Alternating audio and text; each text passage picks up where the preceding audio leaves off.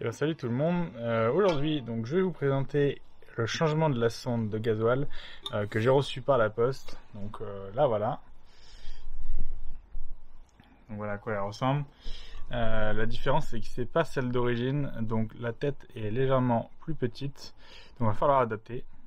Donc je vais essayer de vous montrer tout ça, des montages de l'ancienne, remontage de la nouvelle, avec voilà, un petit peu de bricolage. Ce qui compte, le plus important, c'est la résistance de la sonde, donc qu'on peut mesurer ici sur les deux connecteurs.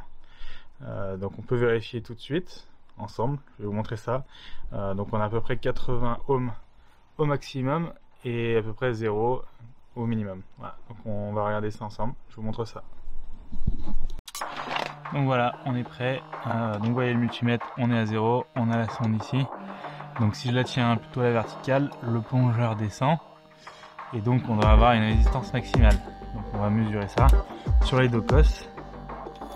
Donc un sur la masse n'importe où et le deuxième sur le connecteur.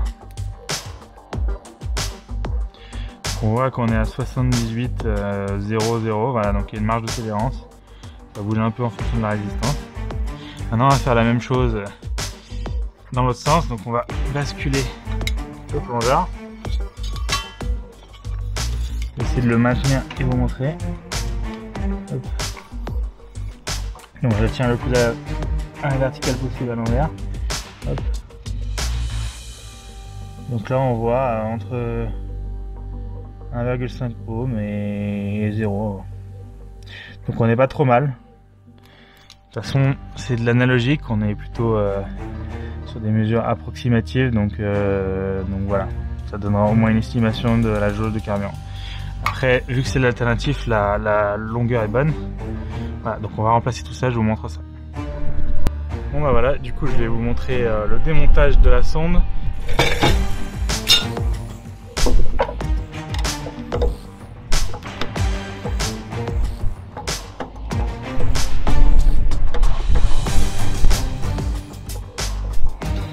Donc on va tenir en dessous avec une clé.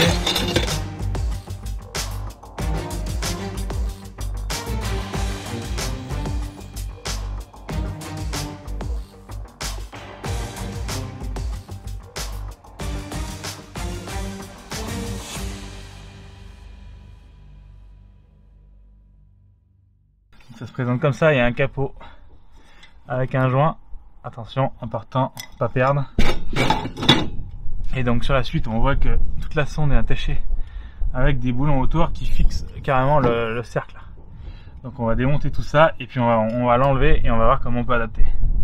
Allez, on passe à la suite. Donc clé de 10.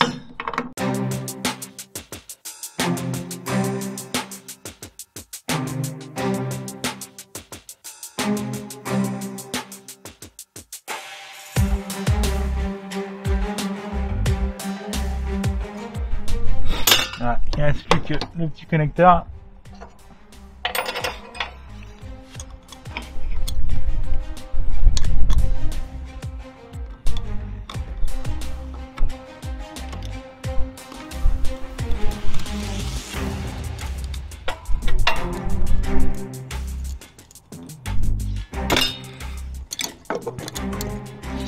Et voilà, on a libéré le connecteur.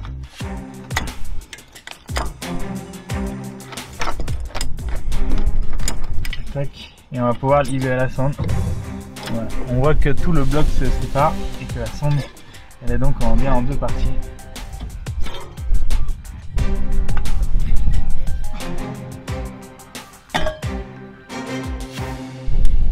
Allez, et puis bah voilà, elle est sortie.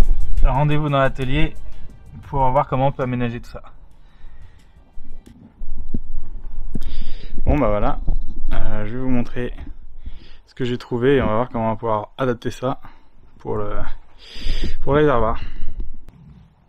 Donc j'ai un couvercle ici qui fait à peu près un peu petit que le diamètre, donc c'est plutôt pas mal, ou un vieux couvercle de peinture qui est pas tout à fait plat. Par contre on va plutôt s'orienter là-dessus, donc je vais le découper et puis on va voir ce qu'on peut faire avec ça.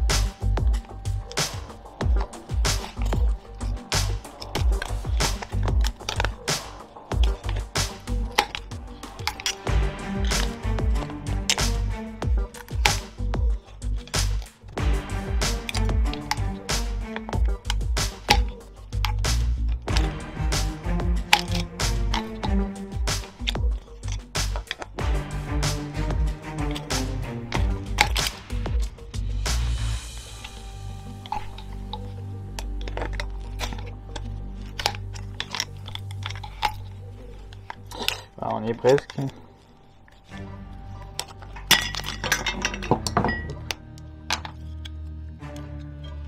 Voilà, on se trouve avec un beau morceau de métal. On va essayer de recouper proprement.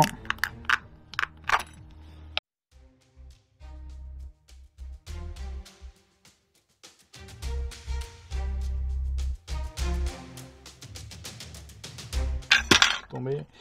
Donc voilà, on a un joli couvercle qu'on va pouvoir adapter dans le fond, comme ceci. Donc on va peut-être même le réduire pour que ça passe bien, pour que ça gêne pas au niveau des vis. On voit que ça recouvre un petit peu en position, donc on va le réduire encore un petit peu. Allez, c'est parti. Donc, ce qu'on va faire, c'est qu'on va y mettre un coup de feutre.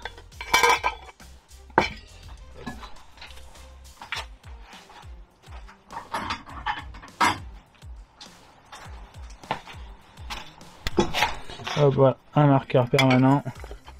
On positionne correctement. Hop, on va faire l'inverse. Sinon, c'est pas très intelligent.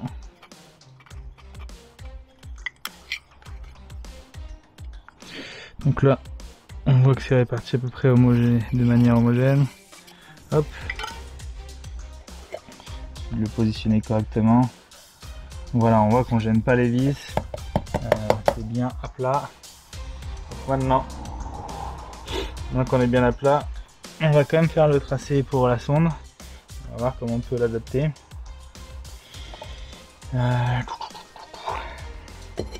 Donc là, ça ira à l'intérieur comme ça. Et on va caler la sonde dedans. Donc, normalement, donc ça c'est le diamètre du joint qui va avec la sonde. Donc c'est le diamètre intérieur ici. Donc on va essayer de le positionner et faire un tracé au marqueur. On va essayer de ne pas faire des bêtises cette fois-ci.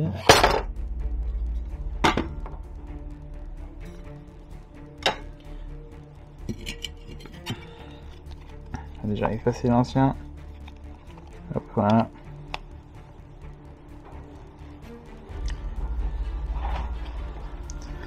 Donc on va prendre le tracé. Hop.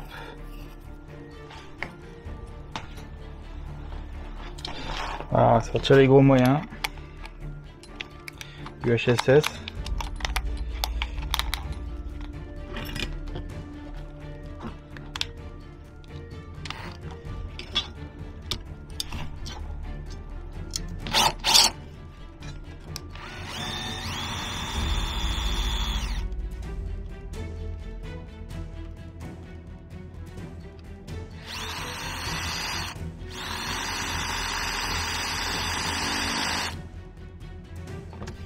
On va mettre une cale en bois.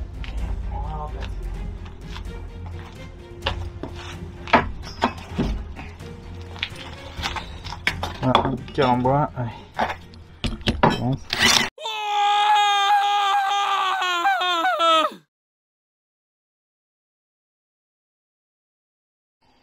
Bon bah voilà, on reprend.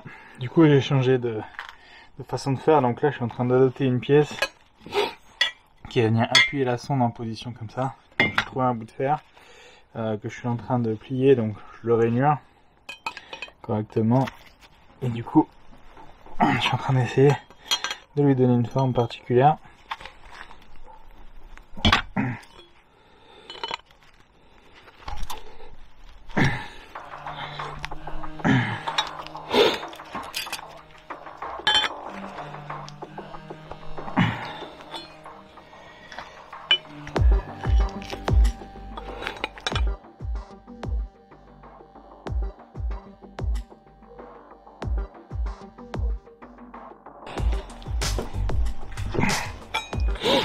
Donc là, on est à peu près. Il faudra qu'on ajuste. Donc on va juste couper à la bonne longueur, pour pas que ça dépasse. Donc on voudra attraper une des vis qui est là. Hop, donc là on trace. On va tracer le cercle rapidement pour vous donner une idée. Et on va aller couper grossièrement. Et je vous reprends. Bon bah voilà, j'ai terminé la pièce. Voilà à quoi elle ressemble. Donc il manque plus qu'un petit trou à percer ici. Ouais, on va pouvoir aller adapter là-dedans comme ça. Voilà. Ce qui va tenir la sonde en position et en même temps tenir le bloc vers le bas. Voilà.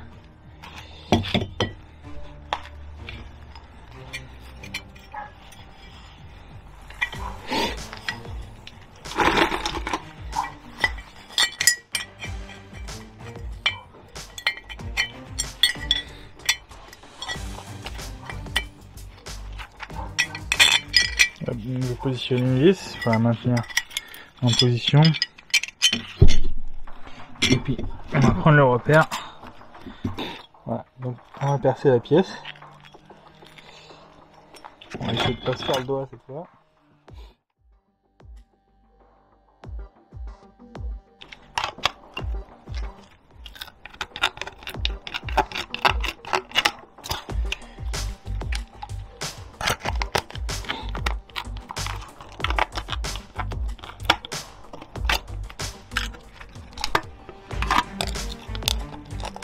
Hop, là voilà, on a une belle pièce qui rentre. Parfait. Donc là, je peux retourner, il y a un côté blanc, ça tombe bien. On va aller faire les marques pour les perçages. Diamètre 6.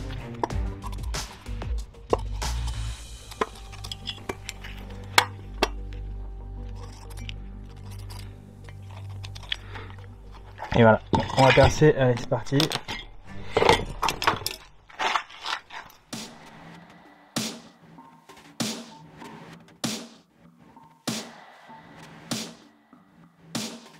Voilà.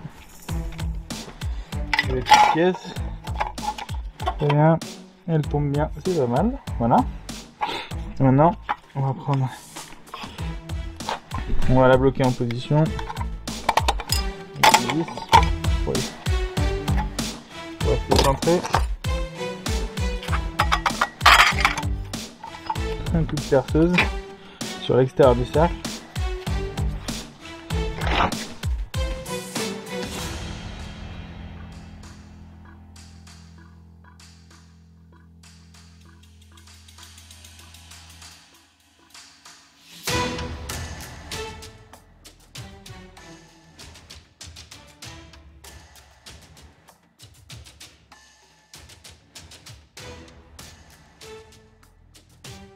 Hop, voilà, on y est. Ça semble pas mal du tout. Ça a l'air plutôt centré, voilà. C'est bien. Donc là, on va essayer de faire en sorte que ces trous soient bouchés. Voilà, la pièce est terminée, donc je vais la poncer pour pouvoir la coller sur le support, sur la sonde.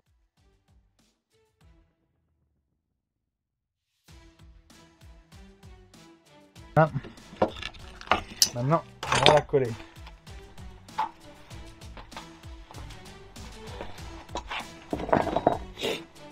Donc un petit coup de colle PU. Voilà.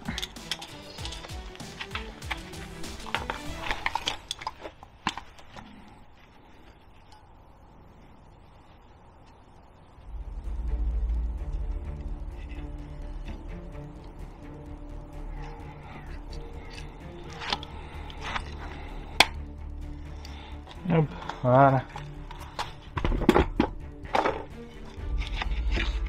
La sonde, voilà. On va essayer de pas en mettre de partout.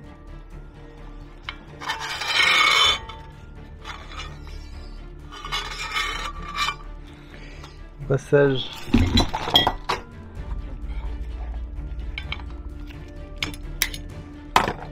Dégager le petit.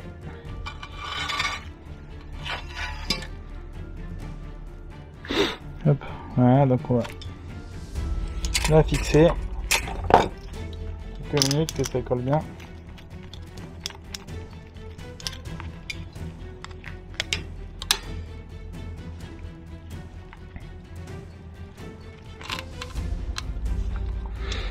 Voilà. Et une fois que ce sera collé, moi je vous reprends. On refera peut-être un joint d'étanchéité autour. Bon bah voilà, je vais remonter la sonde de carburant. Donc voilà, je vous montre le remontage avec ce que j'ai fait. Donc voilà la sonde. Donc on voit la sonde, on voit bien, voilà, il y a un peu de colle PU qui a été mis pour fabriquer un joint. Pareil de ce côté-là. Donc voilà, ça permet de l'adapter. Donc on va la remonter et puis on va voir le résultat. Allez, go. Donc là j'ai déjà positionné les trous en face. Donc on va monter la sonde. Oui. Alors on va la tourner pour que le trou de l'arrivée électrique soit bien positionné. On plonge la sonde, on essaye de la passer dans le petit trou qui est prévu pour ça.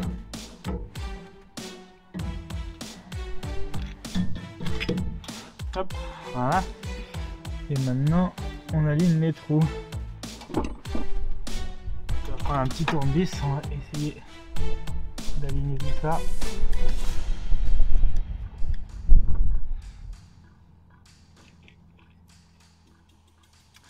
Donc là, j'ai le joint maintenant, il manque plus que les trous. Donc là, on est pas mal, voilà, on est pas mal du tout. On va pouvoir revisser.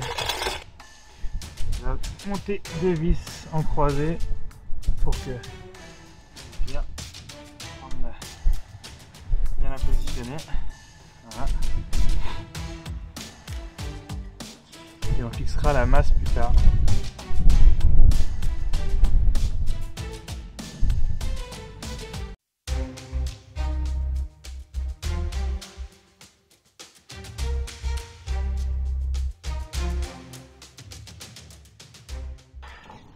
Hop, on va refaire passer les câbles électriques.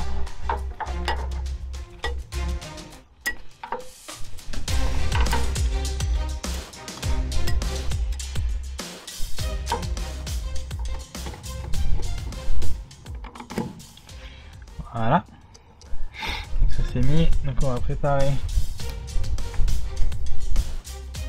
une des vis, un des bouts de câble qui va à la masse du véhicule. Voilà,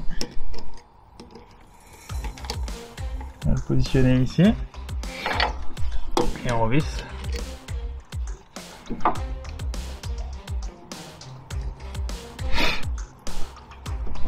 Vu que le mastic est pas encore hyper sec, ce qu'on fera c'est qu'on y met, quand on aura fermé le couvercle, on va y mettre une cale pour que ça appuie bien sur la sonde. Voilà. Une clé, on va éviter que ça tourne et que ça me casse le connecteur.